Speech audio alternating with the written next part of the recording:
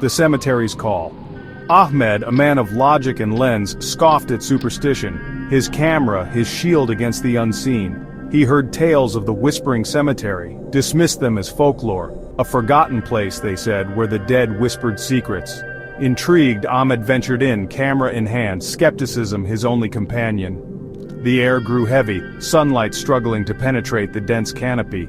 Twisted branches clawed at the sky, gnarled fingers of ancient trees.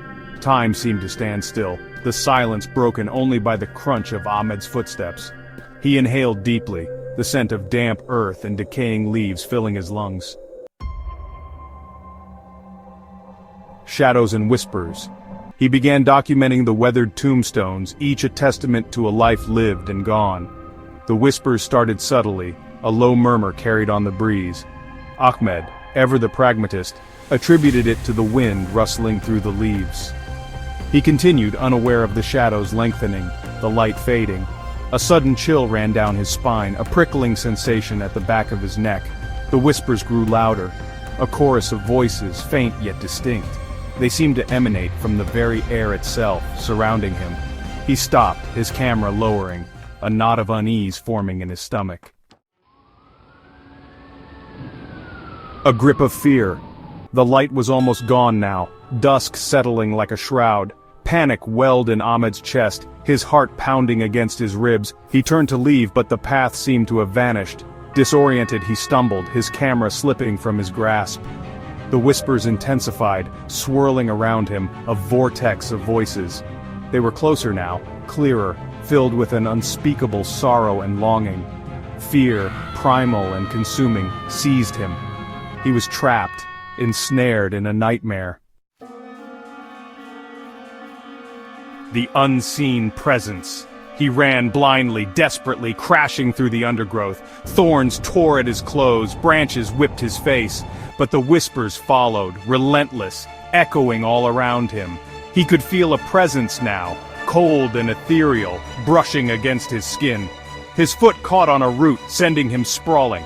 He lay there, gasping for breath, his body trembling uncontrollably. The whispers were right above him now, a cacophony of despair. He squeezed his eyes shut, his mind teetering on the brink of madness. Trapped. When he finally opened his eyes, the moon hung high above, casting an eerie glow over the cemetery.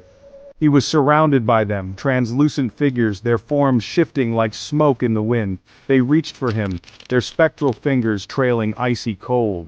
He scrambled back, his voice raw with terror as he screamed for help. But the sound was swallowed by the whispering horde. They were all around him, their forms becoming clearer, their eyes burning with a cold, otherworldly light. Whispers turned to screams, piercing his eardrums, tearing at his sanity. He felt a cold dread grip his heart, icy tendrils wrapping around his soul. Each scream was a new torment, each whisper a brush against the abyss. He thrashed and cried out, a primal scream ripping from his throat. His vision blurred, the world spinning as the screams intensified, pulling him down into a spiral of madness. He was lost, consumed by the terror, the deafening screams his only reality. A surge of adrenaline, a last desperate plea for survival. He scrambled to his feet, pushing past the spectral figures, their icy touch burning his skin. He ran, fueled by pure terror, the screams echoing in his ears. The boundary of the cemetery, the rusted iron gates loomed ahead. He could feel the presence of the spectral horde at his back, their icy breath on his neck. He threw himself at the gates, the metal cold against his skin. He stumbled through, collapsing onto the familiar ground outside the cemetery. He lay there, gasping for breath, the screams still ringing in his ears. As he looked back, the cemetery stood silent, shrouded in shadow, the iron gates a menacing silhouette against the moonlight.